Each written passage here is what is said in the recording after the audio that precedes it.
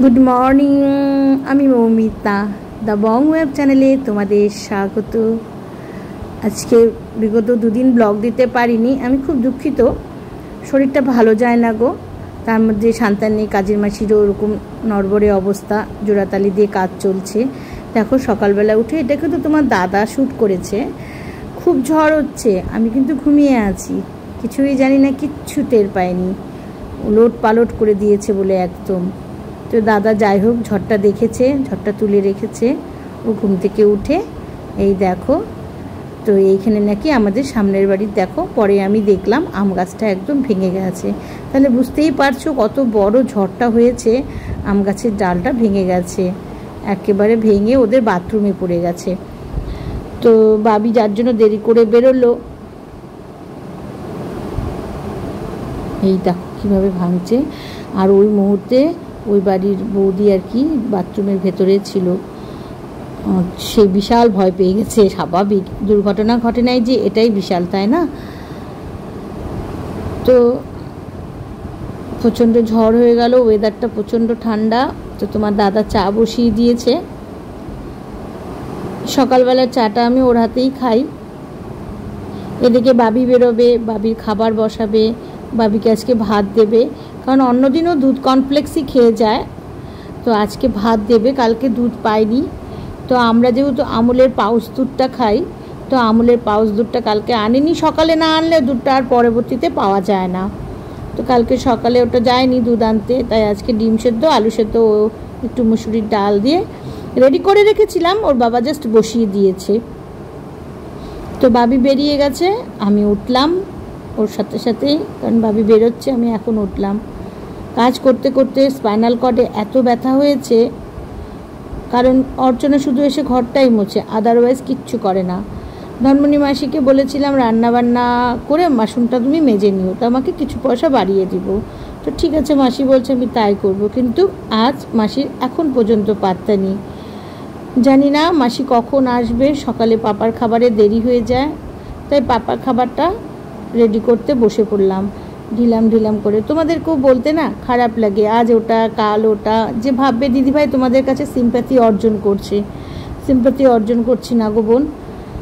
এই দেখো, এই পুতুলটা আমি ব্রাশ দিয়ে ঘষে ঘষে পরিষ্কার করেছি। বহুদিন ধরে শান্তাকে বলছিলাম, শান্তা আমার পুতুলটা কেচে দিবে। এটা কিন্তু ওয়াশিং মেশিনে কাচা যায় না, অনেকটা বড় মোটা পুতুল, তো ওটা কাচা যায় না। তো পরে বাওগত্যা আর তেল কাজটা হয়ে গেছিলো পুতুলের কান খুনগুলো, তো নিজেই ব্রাশ দিয়ে ঘষেছি। আর কোথায় যাবা, ঘাড় মাথা মেরুদণ্ড সব ব্যথা করছে জানো। আমার প্রত্যেকটা জয়েন্ট ব্যথা, হাতের কুনি, কিছুক্ষণ ধরে মানে ইসে করে কাজ করতে। তোমার দাদা দেখো গতকালের কাপড় মেশিনে ছিল, সেই কাপড় বের করে এখন শুকাতে দিতে আসলো, একবারে গাছও দেখে যাচ্ছে। আমি বললাম যায় দেখো, আমার তো এখন সময় নেই, মাসি এখনও আসেনি, 10টা বেজে গেছে। আর এদিকে গাছগুলো, তাই তোমার দাদা ছাদে এসে সব গাছগুলো দেখছে যে কোনটা ভাঙছে কোনটা ভাঙেনি।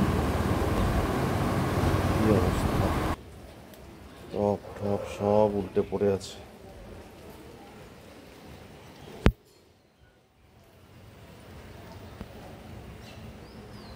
এই দিকটা তো সেরকম কিছু হয়নি। একবার ওপরের ছাদে দেখি, আম গাছে কিছু হয়ে গেল তো হয়ে গেল, দিদিভাই চিৎকার শুরু হয়ে যাবে। দেখেছো ভুট্টা গাছগুলো কত বড় বড় হয়ে গেছে।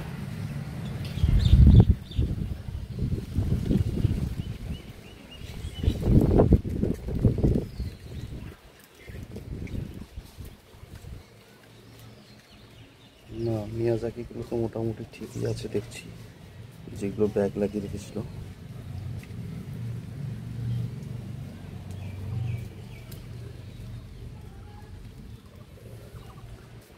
আপাতত ঠিকই আছে, এটা কামড়া না। কাটিমন, এটারই বেশি ভয়। ঝড় হয়েছে না, আর এটা একটু বড় হয়েছে, এখানে পড়ে যাওয়ার সম্ভাবনাটা এটাতে বেশি।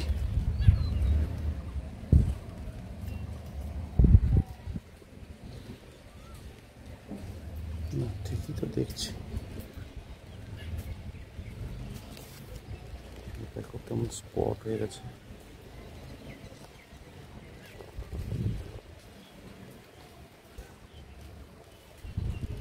ঠিকই আছে। এই রে, এই দেখো, দেখেছ, এই গেল একখানা, কিছু করার নেই।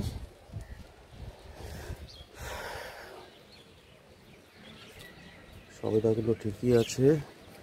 এই গাছটাকে নিয়ে খুব ভয় ছিলাম, সজনা গাছটা হাওয়া হলেই উল্টে যায়। এই দিকে দেখো, এই দিকে কিছু পড়ে গেছে, এগুলোকে এখন ঠিক করতে হবে। এদিকে সেরকম কিছু নেই।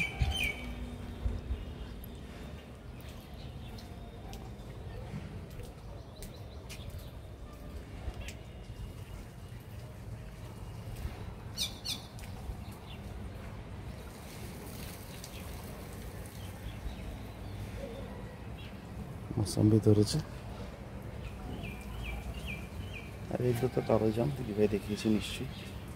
দেখ কত কালো জাম ধরেছে, খেতেও খুব স্বাদ।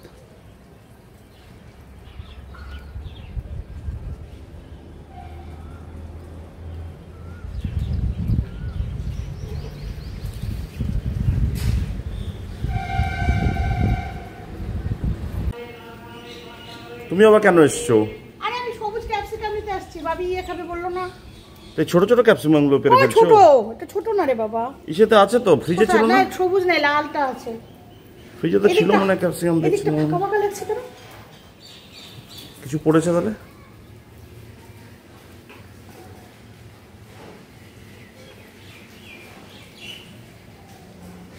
হ্যাঁ, এই পদ্ধতি এটা অন্যরকম না, বীজটা ওমা, আর বরং গোল বাটির মতো হয়, বীজটা অন্যরকম। দেখেছো এটা? হ্যাঁ হ্যাঁ, এটা বাটির মধ্যে।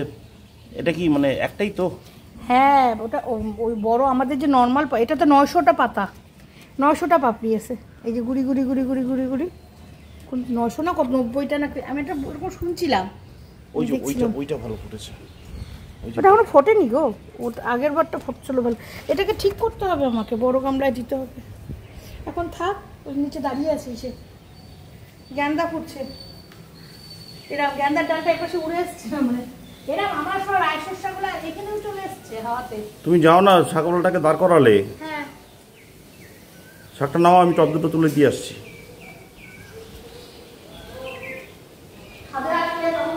মাসির আশায় বসেছিলাম, মাসি এখনো পাত্তা নেই। তাই ভাবলাম ভাবি কালকে রাতেই খেতে বলেছিল যে মা আমাকে একটু চিলি পনির আর একটু পোলাও খাওয়াবা। রাত্রেবেলা ছেলেটা চাইলো ওইভাবে, কারণ ও মাছ খেতে ভালোবাসে না। পরশুদিন বাড়ির থেকে একটা মাছ রেখেছিলাম, খুব ভালো ছিল মাছটা, তোমাদেরকে দেখানো হয়নি। তো সেই মাছটা খেতে বসে বলছিল মা মাছ খেতে খেতে আর ভালো লাগে না, আমাকে একটু চিলি পনির করে খাওয়াবে।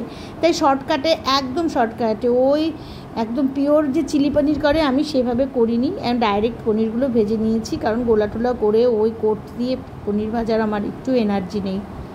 ভেবেছিলাম মাসি এসে রান্নাবান্না করবে, আমার শরীর একটু চলছে না, বিশ্বাস করো বন্ধুরা, শরীর খারাপ গো। তা ছেলেটা চেয়েছে, যতদিন বেঁচে আছি ছেলেটাকে তো একটু করে দিই, মরে গেলে তো আর কেউ করে দেবে না ওকে। তাই বাবির জন্য একটু চিলি পনির করলাম। ভাবছিলাম চিলি পনির করে রান্না বন্ধ রাখবো। ও মা, ঘড়িতে দেখিস 11টা বাজে, মাসির এখনও পাত্তা নেই। জানি না মাসি আজকে আসবে না। ফোন করছি, মাসি সুইচ অফ করে রেখে দিয়েছে। জানি না, দেখেছো তো এদের ব্যাপারটা, বুঝতেই পারলে। আমি মুখ ফুটে আর বললাম না, কারণ আমারই তো ঠেকা, অসুস্থ মানুষ। এই যে সেই রুই মাছটা সত্যি খুব ভালো ছিল জানো, রুইটা গোটা মাছটাই কিনেছিলাম, 2 দিন হয়ে যাবে। তো আগের দিন ডাটা দিয়ে খেয়েছিলাম, যেটা তোমাদের দেখালাম না। তো আজ খাচ্ছি ঝিঙা দিয়ে, একদম পাতলা করে ঝোল করব, ঝিঙা আলু দিয়ে একটু হালকা পেঁয়াজ বাটা। আমি মাছে পেঁয়াজ বাটা না দিলে না খেতে পারি না, আমার একটা আঁশটা গন্ধ করে। তো পাশে আমি প্রেশার কুকারে ডাল বসিয়ে দিয়েছি, মুসুর ডালটা একটা সিটি মেরে ওপেন করে দিয়েছি। তো দেখো, এই যে আমার মাছের ঝোল বসিয়ে দিয়েছি, ফুটুক, মাছটা ছাড়বো। হয়ে গেল। মাসির এখনও পাত্তা নেই, জানি না মাসি কখন আসবে। ওর বাবা তাই প্যার করে যাচ্ছে। মাসির মায়নাটাও বাড়িয়ে দিলাম জানো বন্ধুরা, যে যাতে মাসি বাসন মাজছে বলে একটু সময় দেবে বলে। দেখো 11:30 বাজে, মাসির পাত্তা নেই, কখন আসবে। ডালও ফোড়ন দিয়ে দিলাম।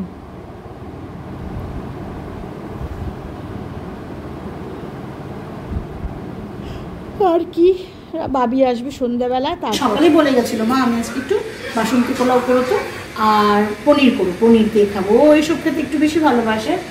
তো আমি একটু শর্টকাটে পোলাও বানাচ্ছি। দেখো আমি এখানে কিশমিশ নিয়ে নিয়েছি, কাজু নিয়ে নিয়েছি, একটা বড় এলাচ, একটু লং, একটু এলাচ, একটু দারচিনি, একটু গোলমরিচ। এই গোলমরিচটা গোটা নিয়েছি, এটা গুঁড়া করে দেবো, কারণ আমার ছেলে একটু ঝাল ঝাল দিলে একটু ভালোবাসে বেশি। আর এখানে আদা বাটা নিয়েছি, এই আদা বাটাটা কিন্তু দেবো না, এটা রসটা চেপে দেবো।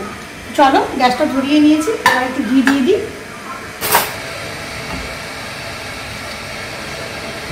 এখানে ঘি দিয়ে দিলাম।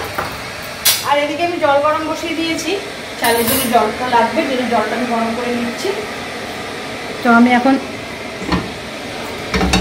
আর নেবো তেজপাতা।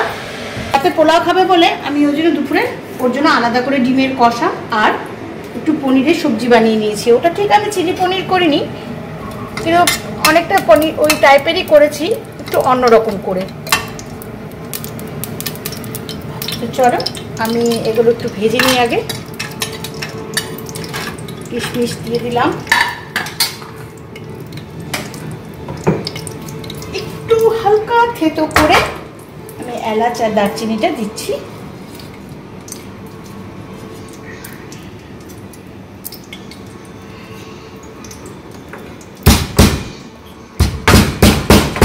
সাধারণত বাসন্তী পোলাওটা না মেখে করলে বেশি ভালো লাগে, তো ছেলেকে বুঝ দেওয়ার জন্য সামান্য পরিমাণে আমি একটু পোলাওটা তৈরি করছি।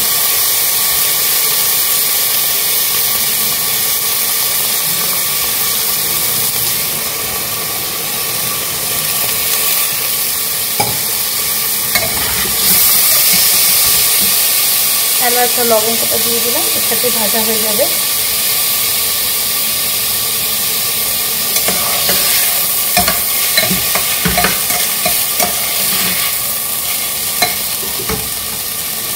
চালের যে জলটা শুকিয়ে নেই তার মধ্যে লবণ দিয়ে দিব, সামান্য হলুদ দিয়ে দিচ্ছি, সামান্য লবণ দিয়ে দিলাম স্বাদ অনুযায়ী।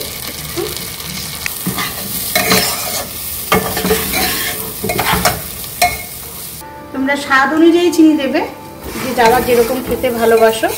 তো আমি এখানে একটু মিষ্টি দিচ্ছি, কারণ আমার ছেলে মিষ্টি মিষ্টি খেতে ভালোবাসে, তো মিষ্টির পরিমাণটা একটু বেশি দিচ্ছি।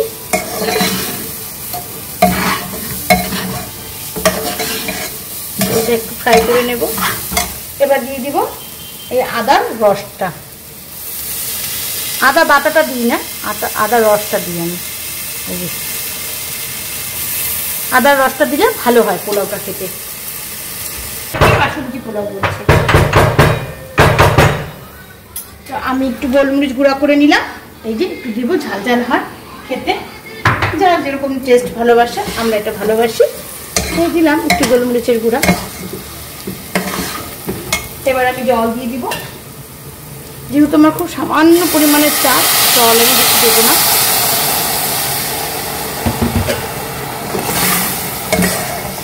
অনেকে এটা মেখেও করে।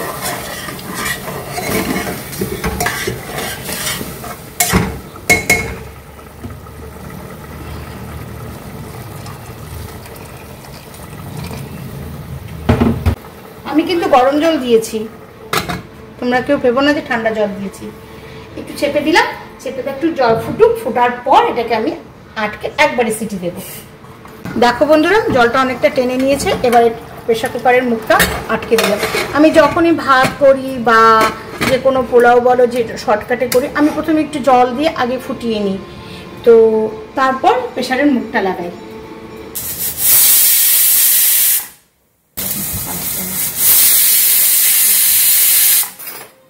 তো মৌমিতা দি ঝটপট পোলাও, এই পোলাওটার নাম দিলাম ঝটপট পোলাও। তো আমার দেখো বন্ধুরা কি সুন্দর ঝরঝরে, একটু নরম হয়েছে মনে হচ্ছে, যাই হোক ঠান্ডা হলে না ঠিকই আছে। তো এই দেখো, তো আমার পোলাওটার মনে একটু রংটা মনে বেশি হয়ে গেছে, যাই হোক আর সকাল তো না দুপুরবেলায় আমি ওর জন্য পনির করে রেখেছিলাম। এটা চিলি পনির করি নেই, এটা একটু অন্য রকমের করছি একটু। চলো এই নাও, কালকে আবদার করেছিলে মাম্মা আমাকে একটু পোলাও আর চিলি পনির খাওয়াবে।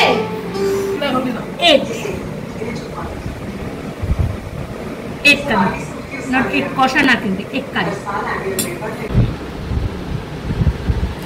ভালো ভালো।